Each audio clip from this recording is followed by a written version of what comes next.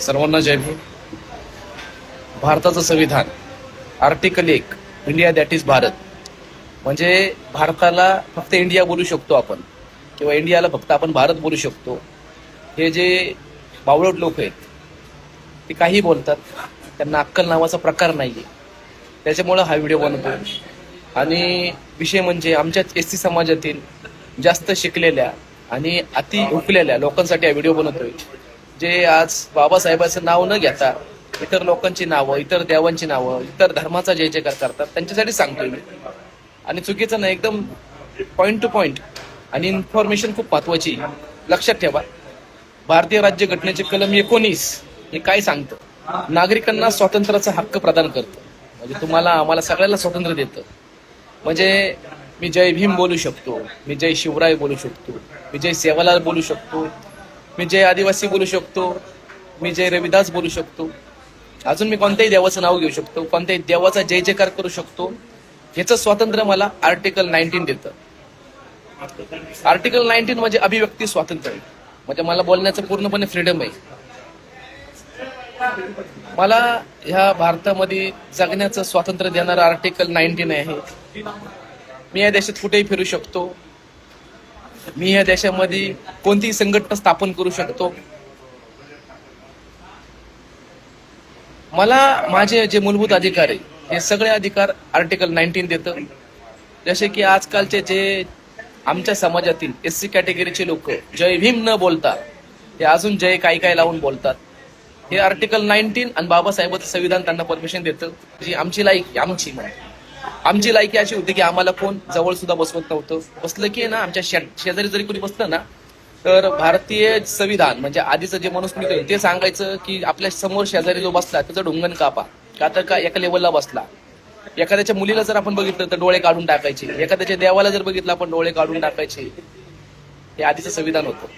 बाबासाहेबांनी हे जे आर्टिकल 19 दिलं, तुम्हाला आम्हाला बोलण्याचा अधिकार दिला. आधीच्या संविधानामध्ये म्हणजे मनुस्मृती नावाचा जो ग्रंथ होता त्याच्यामध्ये जर आपण बोललो काय, आपली जीभ कापून टाकायची. आपण जर एखाद्या देवाचं नाव घेतलं, मंत्र उच्चार केला, एखाद्या ब्राह्मणाच्या मुलीला बोललो, ब्राह्मणाला बोललो, आपली जीभ कापली जात होती. हे आर्टिकल 19 ने आता सगळ्या मूलभूत हक्क आपल्याला दिले.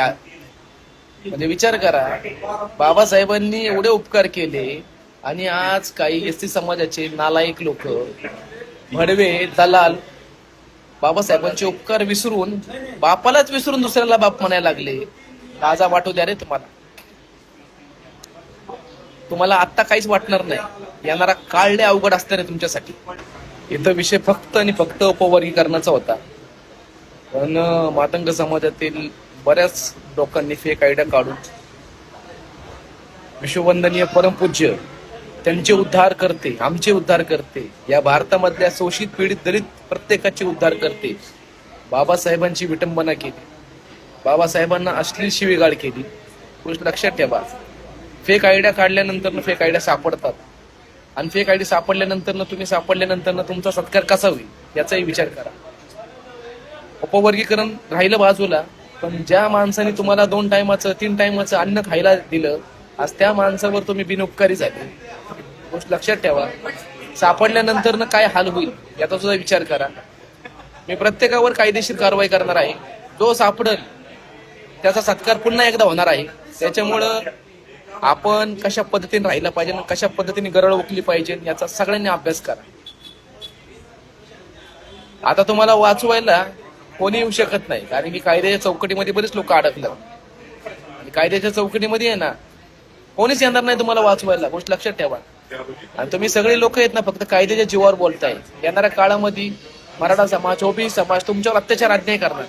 त्यावेळेस आम्ही नाही येणार तुम्हाला वाचवायला. झालं, आता आपलं क्लिअर झालं. आपले रस्ते वेगळे झाले.